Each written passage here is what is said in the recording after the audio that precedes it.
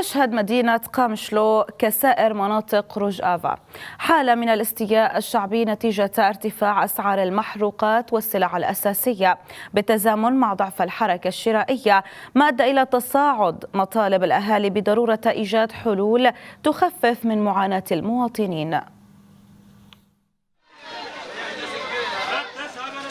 تشهد مناطق روجافا كما باقي المناطق السورية حالة من الاحتقان الشعبي والأزمات المعيشية المتفاقمة نتيجة الارتفاع المستمر والمتسارع في أسعار المحروقات والسلع الأساسية، والتي تفاقمت بشكل ملحوظ خلال الفترة الأخيرة.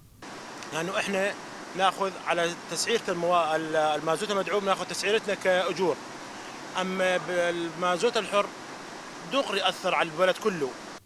يشتكي البائع من قلة الزبائن وبيع خضرواته وانخفاض حركة السوق بسبب ارتفاع أسعار الخضروات والفواكه وإغلاق الطرق والإضراب على البضائع، ما زاد المعاناة على التاجر والزبون وأدى إلى موجة غلاء جديدة شملت مختلف القطاعات وأدخلت شرائح واسعة من المواطنين إلى دائرة الفقر. السوق لما طلع الظهر ما تشوف بشر بالشارع، بشر واحد ما في بالشارع، واحنا كمان نستنى اجى هذاك واجى هذاك، لازم الخضره للساعه 11 نخلصه.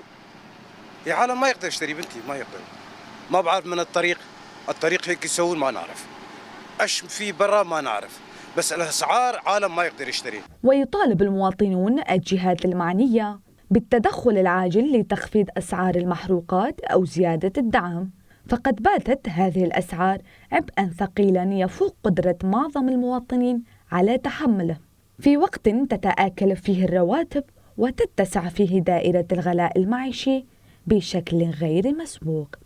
طلبنا أهم شيء رخص الدولار مشان العالم ياكل لقمة خبز، والدولار والمازوت أكثر شيء نصل